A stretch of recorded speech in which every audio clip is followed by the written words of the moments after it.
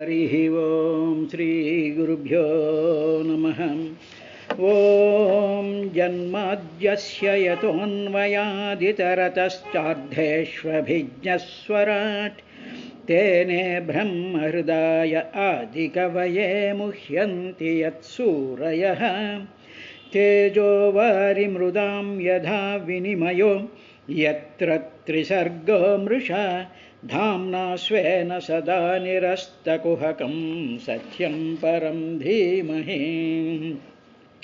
धर्मप्रोच्छितकैतवोऽत्र परमो निर्मत्सराणां सतां वेद्यं वास्तवमत्र वस्तु शिवदं तापत्रयोन्मूलनं श्रीमद्भागवते महामुनिकृते वा परैरीश्वरः सद्यो हृद्यवरुध्यतेऽत्र कृतिभिः शुश्रूषभिस्तक्षणात् निगमकल्पतरोर्गलितं फलं सुखमुखादमृतद्रवसंयुतं पिबत भगवतं रसमालयं मुहुरहो रसिका भुवि भावुकाः।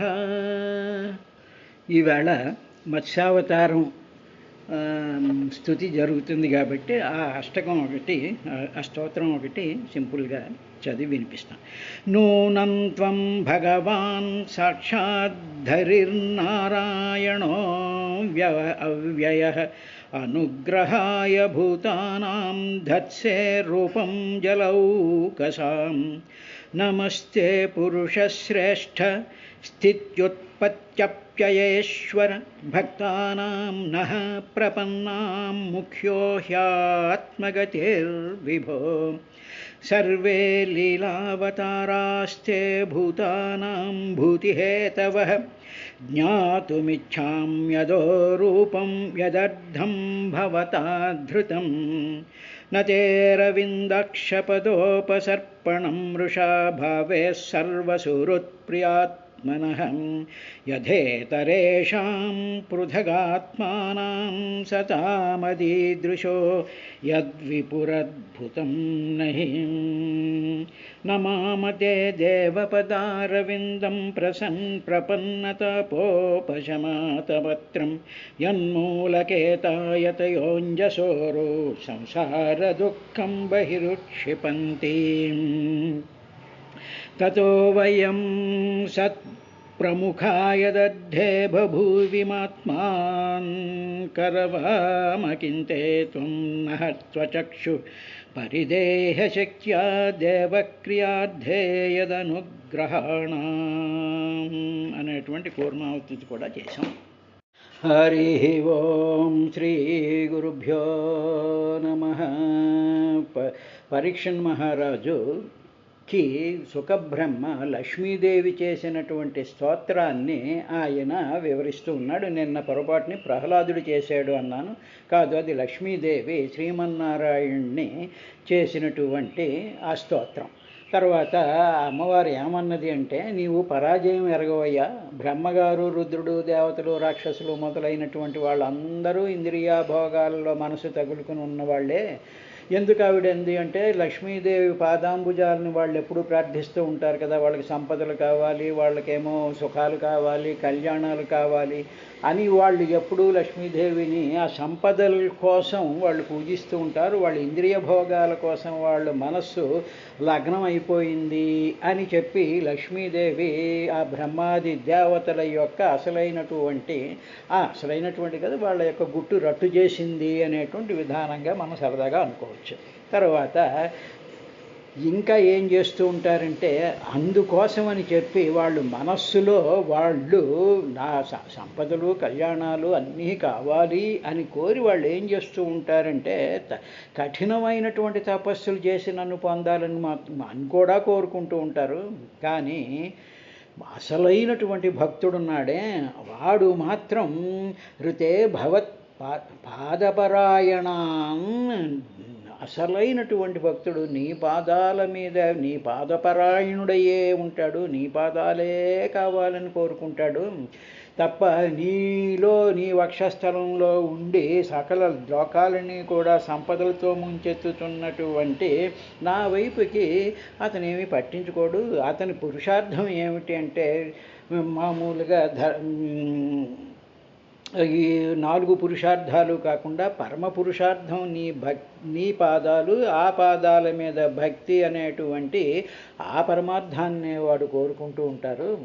కాబట్టి కానీ నన్నెవరూ కూడా పొందలేరు. వాళ్ళు ఎన్ని కఠిన తపస్సులు చేసినాను ఎందుకు పొందలేరు అంటే నా హృదయంలో నువ్వే ఉన్నావు. నేనెప్పుడు నిన్నే ప్రార్థిస్తున్నాను, నువ్వే కావాలని కోరుకుంటున్నాను, నీ పాదాలు సేవే చేసుకుంటూ ఉన్నాను, కళ్ళతో నిన్నే నిరంతరము చూస్తూ ఉన్నాను నేను. అలాగే నీతోనే నేను ఐడెంటిఫై అయిపోయి ఉన్నప్పుడు నేను నన్ను కోరుకునేటువంటి వీళ్ళ దగ్గరికి నేను ఎందుకు వెళ్తాను? నేను వెళ్ళను. కాబట్టి నిన్ను నేను కోరుకుంటున్నాను, వీళ్ళు నన్ను కోరుకుంటున్నారు. అంటే నన్ను కోరుకుంటున్నారంటే నిన్ను వదిలేసి నన్ను రమ్మంటున్నారు. కాబట్టి నేను అటువంటి వాళ్ళ దగ్గరికి వెళ్ళను సుమా అని చెప్పి ఆ అమ్మవారు చాలా క్లియర్గా ఏం చెప్పిందంటే, మాం న విందంతే, నన్ను ఎవరు పొందలేరు. యతః, ఎందుకంటే అహం త్వత్హృదయే, నేను నీ హృదయాన్నే, నీ హృదయంలోనే ఉన్నాను అని వేరు, నీ హృదయాన్నే నేను. ఇది మనం గ్రహించాలి. అందువల్ల ఏం చేయాలి అంటే మొట్టమొదట శ్రీమన్నారాయణుడి విగ్రహాన్ని దగ్గరికి వెళ్ళి అక్కడ శాంతాకారం భుజగశయనం పద్మనాభం సురేశం లక్ష్మీకాంతం కమలనం యోగి హృద్యానగమ్యం అని చెప్పి ఆయన పాదాలని పట్టుకుని, స్వామి మాకు ఈ బాధలున్నాయి, ఈ చింతలున్నాయి, ఈ కోరికలున్నాయి, కాబట్టి నువ్వు మమ్మల్ని అనుగ్రహించు అంటే అప్పుడు స్వామివారు అమ్మవారికి ఇక ఏడు మొహం పెట్టుకుని ఎప్పుడు జిడ్డు మొహం వేసుకుని డబ్బులు కావాలి, అవి కావాలి, ఇవి కావాలని ఏడుస్తూ ఉంటాడు నా దగ్గరికి, వాడికి కింద బారాసాయి అని చెప్పేసి ఆయన దయదలిస్తే అప్పుడు అమ్మవారు ఇస్తుంది. ఇది మనం చేసుకోవాల్సినటువంటి విధానం. అయిన తర్వాత అమ్మవారు ఇంకా ఏముందంటే, సత్వం మాం అప్యచ్యుత శీర్ష్ణం వందితం కరాంబుజం యత్వదధాయ సత్వతాం బిభర్షి మాం లక్ష్మవరేణ్యమయయా కైశ్వరస్యేహితమూహితం విభురితి. అచ్యుత, ఓ అచ్యుత, నీవు ఏం చేస్తూ ఉంటావంటే, నిన్నెవరైనా సరే స్తుతించినటువంటి భక్తులు ఉన్నారనుకో, ఆ భక్తులు తల మీద నువ్వు చేయి పెడతావు. వందితం, త్వం వందితం, ఎవరైతే నిన్ను స్తుతిస్తూ ఉంటారో అప్పుడు నువ్వేం చేస్తావంటే కర అంబుజం, నీ చేతిని వాళ్ళ తల మీద శీర్ష్ణాపి, తల మీద పెడతావయ్యా. భక్తులు తల మీద పెడుతున్నావు నువ్వు, కానీ ఆ భక్తులు ఎటువంటి వాళ్ళు అంటే సాత్వతం అంటే మామూలుగా ఈయన యదువంశంలో సాత్వత వంశీయులు అనేటువంటి యదుకులంలో ఇంకొక జాతి కూడా ఉంది కదా, ఇంకొకళ్ళు కూడా ఉన్నారు కదా. కాబట్టి వాళ్ళు సాత్వత వంశీయులైనటువంటి యాదవులు కూడా నువ్వు చాలా ప్రేమగా వాళ్ళ తల మీద నువ్వు చెయ్యి పెడతావయ్యా.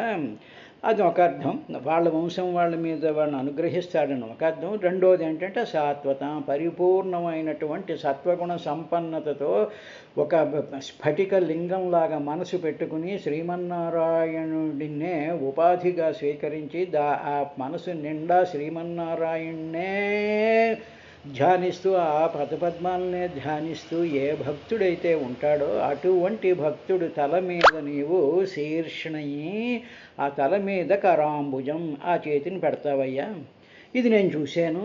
కాబట్టి నేనేమంటున్నానంటే, వరేణ్య, ఓ పురుషోత్తమ, నన్ను కూడా నా తల మీద కూడా చేయబెట్టు అని అమ్మవారే ఆయన యొక్క చేతిని నా తల మీద కూడా పెట్టు అని చెప్పి అమ్మవారే ధ్యానించింది.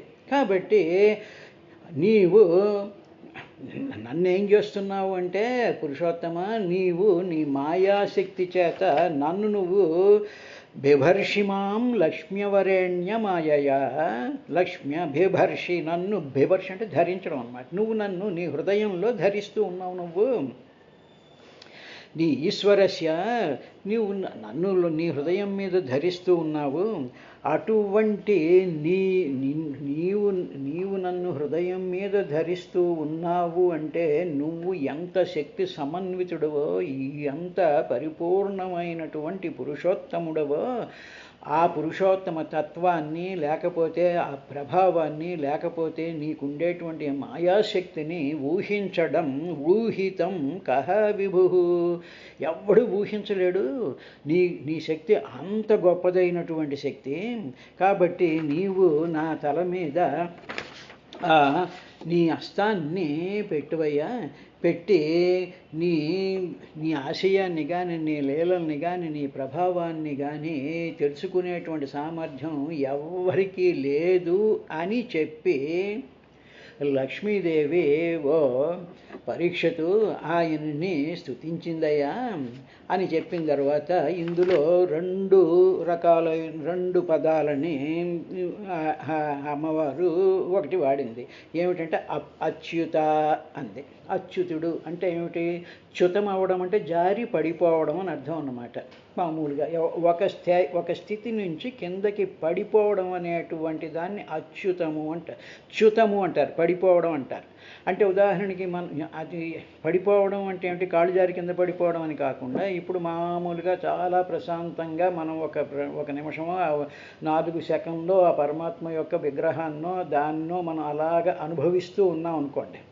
అనుభవిస్తూ ఉండేటువంటి ఆ మనసు, ఆ స్థితి ఏమిటి జరుగుతుందంటే, ఈ లోపల ఏదో టెలిఫోన్ వచ్చిందో, ఎవడో తలుపు కొట్టాడో, లేకపోతే ఏదో ఆలోచన వచ్చిందనుకోండి, వెంటనే మన మనసు ఆ స్థితి నుంచి కిందకి పడిపోతూ ఉంటుంది. వెంటనే ఆ టెలిఫోన్ ఎక్కడి నుంచి వచ్చింది, ఎవరు తలుపు కొట్టారు, లేకపోతే ఇంకొక ఆలోచన ఏదో మనసులోకి వస్తే, ఆ మనసు ఏ మనసు అయితే పరమాత్మ యొక్క దృశ్యాన్ని, ఆ మంచి అద్భుతమైనటువంటి సౌందర్యమైనటువంటి స్వరూపాన్ని అలాగ నువ్వు ఒక నిమిషం ఒక 4-5 సెకండ్లు అలా నిలబెట్టుకున్నావో అది వెంటనే ఆ మనసు కిందకి పడిపోతుంది, అలా చ్యుతం అవుతుంది. కానీ ఈయన అచ్యుతుడు అంటే ఏమిటి? మహా చైతన్య స్వరూపమైనటువంటి వాడు. ఆ చైతన్య స్వరూపంలో నుంచి, ఆ వెలుగు స్వరూపంలో నుంచి, ఆ సత్యం, జ్ఞానం, అనంతం, నిత్యశుద్ధ బుద్ధముక్త స్వభావం, ఆ స్వభావం ఏది కూడా కిందకి పడదు. కానీ మన మనస్వభావాలు చ్యుతమైపోతూ ఉంటాయి.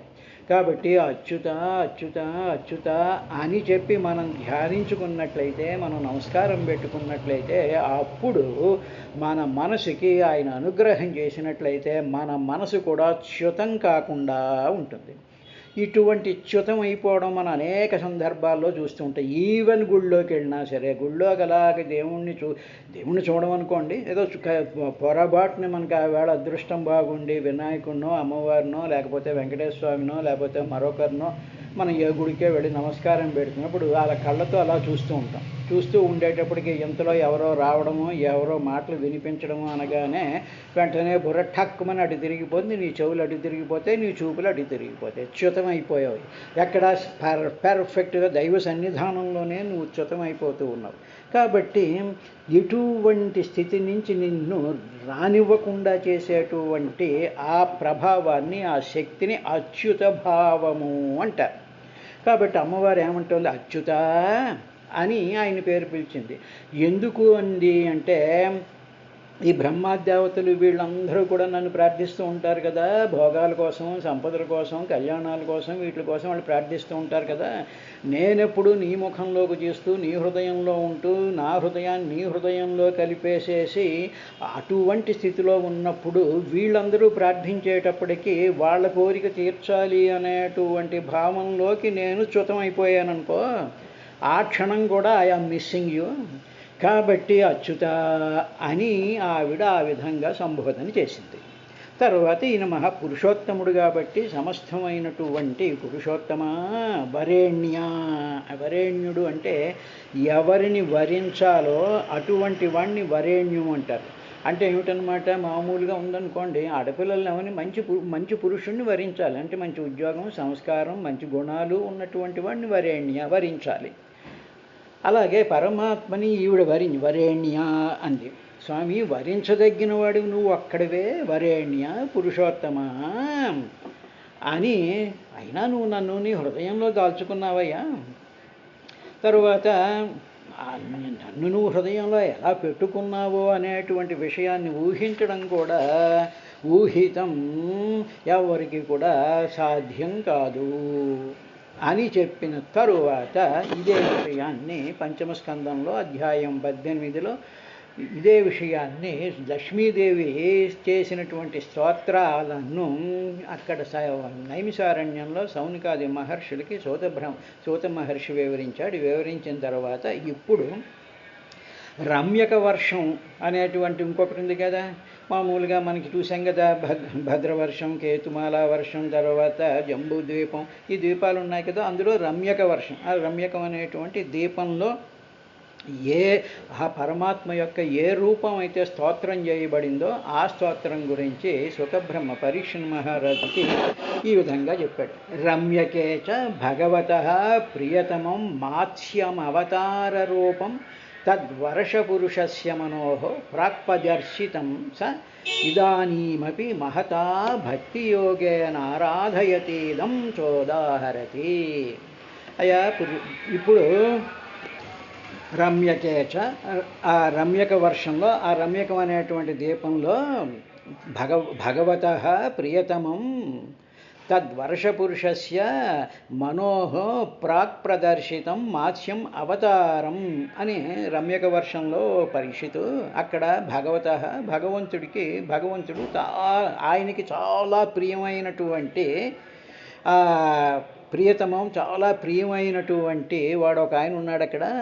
తద్ వర్షపురుషస్య ఆ వర్షంలో అంటే ఆ ద్వీపానికి రాజు అయినటువంటి మనోహో ఒక మనువు గారు ఉన్నాడు. ఆ మనువు పేరు శ్రాద్ధదేవుడు అనేటువంటి మనువునైనా ఆ మనువు అంటే పరమాత్మకి భగవతః ప్రియతమం చాలా ప్రియమైనటువంటి వాడయ్యా.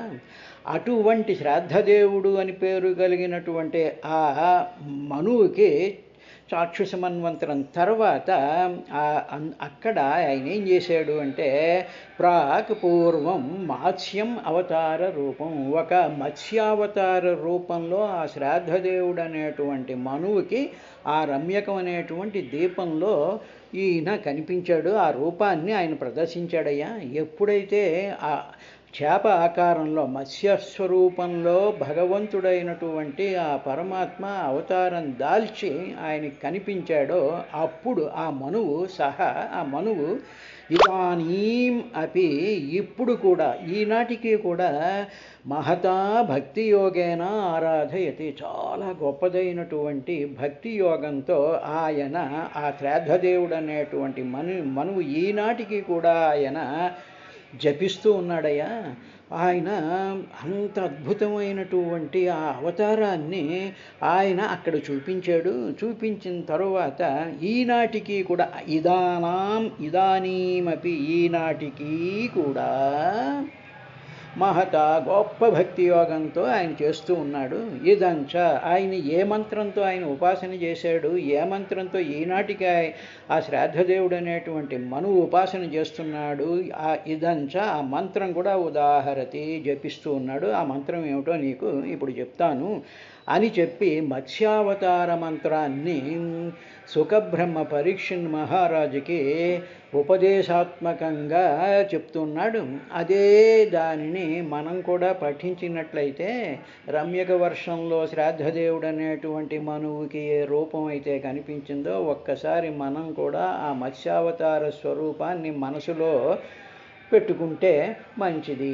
కాబట్టి ఆ మంత్రం ఏమిటంటే ఓం నమో భగవతే ముఖ్యతమాయ నమః సత్వాయ ప్రాణాయౌజసే సహసే బలాయ మహామత్స్యాయ నమ ఇతి అనే ఆ మంత్రం.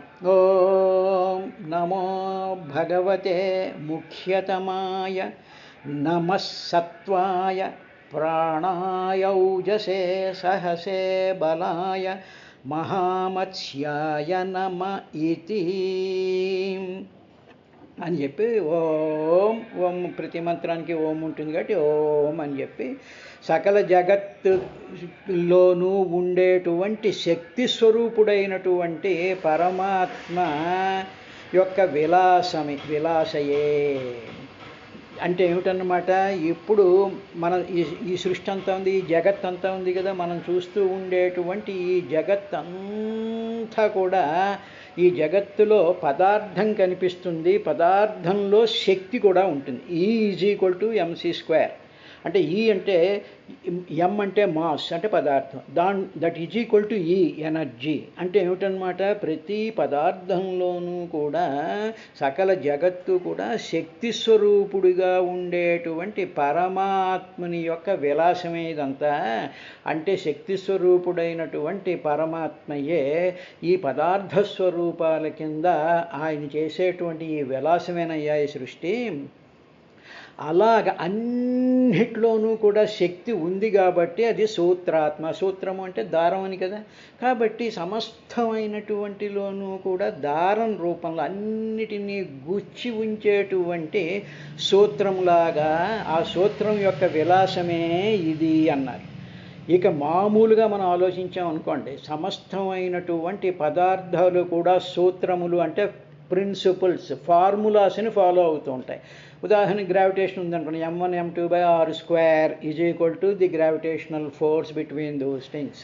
అదేవిధంగా కూలుంబ్స్ లా ప్రకారం ఏమిటంటే పాజిటివ్ నెగిటివ్ మధ్యలో ఉండేటువంటి ఆకర్షణ దాని divided by r², that is Coulomb's law. అలాగే ఓమ్స్ లా, అలాగే సర్ఫేస్ టెన్షన్ ఫోర్సెస్, అలాగే F = ma. ఏది తీసుకున్న సూత్రాలతోనే ఈ పదార్థాలన్నీ కూడా బిహేవ్ చేస్తూ ఉంటాయి. కాబట్టి ఆయన ఏమన్నాడంటే ముఖ్యతమాయ నమఃసత్వాయ ప్రాణాయ ఔజసే సహసే బలాయ. అందుకని ఆ సూత్రాల ద్వారా అంటే తాను అన్నిట్లోనూ కూడా ఒక దారం, దండలో దారం ఏ విధంగా వ్యాపించిపోయి, ఇప్పుడు దండలో దారం 1 డైమెన్షన్లో ఉంటుంది, కానీ ఇప్పుడు ఈ జగత్తు ఈ కనిపిస్తున్నటువంటి 3-4 డైమెన్షనల్ కాంటినంలో మొత్తం అన్ని డైమెన్షన్స్లోనూ కూడా సూత్రాత్మకంగా వ్యాపించిపోయినటువంటి విలాసం ఆయన. అటువంటి ఆ సూత్రం ఏం చేస్తుంది అంటే ఆ సూత్రాత్మయే అలా వ్యాపించిపోయినటువంటి వాడే మా ముఖమునందలి ఆయన శ్రాద్ధదేవుడు ప్రార్థిస్తుంది, మా ముఖంలో ప్రాణవాయువు సంచారంగా ప్రకటితం అవుతున్నావయ్యా నువ్వు. మాలోకి ప్రాణవాయువు లోపలికి వెళ్తోంది వస్తుంది, లోపలికి వెళ్తోంది వస్తుంది. ఇది ఎవరు చేస్తున్నారండి? ఎవరు చేస్తున్నారు? సమస్త 84 లక్షల జీవుల యొక్క ముక్కుల్లోకి వాయువు వెళ్ళి బయటికి రావడం, వాయువు వెళ్ళి బయటికి రావడం. ఏమంటే ఐన్స్టీన్ చేశాడా? మోడీ చేశాడా? మీ ఇంట్లో పూజారి చేశాడా? మీకు స్పెషల్ పూజలు చేసి ఫోటోలు తీయించుకున్నవాడు చేశాడు? ఎవడు చేశాడు ఇవి? వాడు చేశాడు. మా ముఖమందులు ప్రాణవాయువు సంచారం రూపంగా ప్రకటితం అవుతున్నావయ్యా నువ్వు. తర్వాత అంతేకాదు, తర్వాత బయట ఉండేటువంటి వాయువు రూపంలో కూడా నువ్వే ఉన్నావు, మా ముక్కుల్లోకి వాయు రూపంలో కూడా నువ్వే ఉన్నావు. సూత్రాత్మ అంటే ఏమిటి? గాలి ఏమవుతుంది, మన ముక్కులోంచి వచ్చినప్పుడు ఒక సిలిండ్రికల్ చిన్న లైట్ సిలిండ్రికల్ ఆకారంలో లోపలికి వచ్చి బయటకు వెళ్తుంది కదా మన ముక్కులోంచి. కాబట్టి ఆ ప్రాణస్వరూపం అయినటువంటి వాడు నువ్వే, వాయు రూపంగా ప్రకటితం అవుతున్నావు. నువ్వు ఎలా కనిపిస్తున్నావు అంటే చతుర్భుజుడి కింద, చేప కింద, కూర్మం కింద కనిపించాల్సిన అవసరం లేదు. నువ్వే వాయు రూపంలో సమస్తమైనటువంటి జీవులలోకి ప్రయాణం చేస్తూ ఉండేటువంటి ప్రాణాలను నిలబెట్టేటువంటి స్వరూపం నువ్వు. తరువాత అదే కాదు, నీకు సత్వం ఉంది. సత్వం అంటే బలం అని అర్థం. సత్వగుణం అంటే మామూలుగా సత్వగుణం అనేటువంటిది అర్థం కూడా. సత్వగుణ ప్రధానుడైన నమఃసత్వాయ. సత్వగుణం అంటే ఏమిటంటే బలం. ఆ పరమేశ్వరుడే మా మనస్సుకి బలం ఇస్తున్నాడు, ఇంద్రియాలకి బలం ఇస్తున్నాడు, దేహంలోకి ఉండేటువంటి బలస్వరూపంగా కూడా ఆయనే ఉన్నాడు. అందుకనే ప్రహ్లాదుడు అంటాడు, బలయుతులకు దుర్బలులకు ప్రాణులకు బలమెవ్వడు నీకు నాకు బ్రహ్మాదులకు వాడే బలము అన్నాడు. అది సత్వం అంటే అది అర్థం.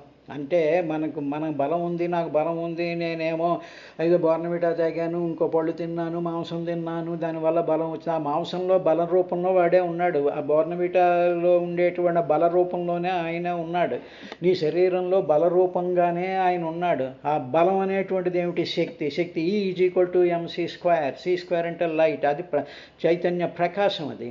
కాబట్టి ఆ రూపంలో సమస్తమైనటువంటి జీవుల మనస్సులలోనూ ఇంద్రియాల్లోనూ మనస్సుల్లోనూ దేహాల్లోనూ శక్తి రూపంలో ఆయన ఉన్నాడు. ఆ శక్తి యొక్క చలనమే సముద్రంలో లేకపోతే నీళ్లల్లో చేప రూపం అంటే అది అర్థం అండి. అంటే ఏమిటన్నమాట, వాయు రూపంలో బలం రూపంలో సమస్తమైనటువంటి ప్రాణుల యొక్క శరీరాలనేటువంటి కొలనులలో శరీరాలనేటువంటి ఆ జలాలలో కదిలేటువంటి ప్రాణశక్తి స్వరూపమే మత్స్యావతారము.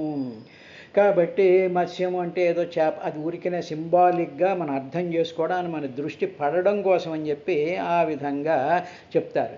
ఓం నమో భగవతే ముఖ్యతమాయ నమఃసత్వాయ నమః. ఆ ప్రాణశక్తికి నమస్కారం.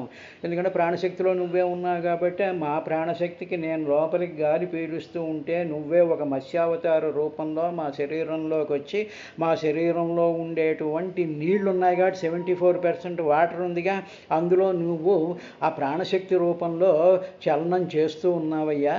కాబట్టి అటువంటి నీకు నమఃసత్వాయ ప్రాణ ఔజసే, ప్రాణస్వరూపం అన్ని ఔజసం అంటే ఆ తేజస్సుని కూడా సహసే బలాయ కూడుకున్నటువంటి బలంతో ఉన్నటువంటి మహామత్స్యాయ నమ ఇతి. మహామత్స్య స్వరూపం మా శరీరంలో ఉంటే చిన్న మత్స్యానివి, సమస్త విశ్వాల్లోనూ కూడా కదులుతూ ఉండేటువంటి తేజస్సు బలము శక్తి స్వరూపం అంతా కూడా నీవు చేప రూపంలో తిరుగుతున్నావయ్యా. అటువంటి మత్స్యావతార స్వరూపుడైనటువంటి నీకు నమస్కారం స్వామి అన్నాడు. రేపటి కార్యక్రమంలో ఇంకోటి చూద్దాం.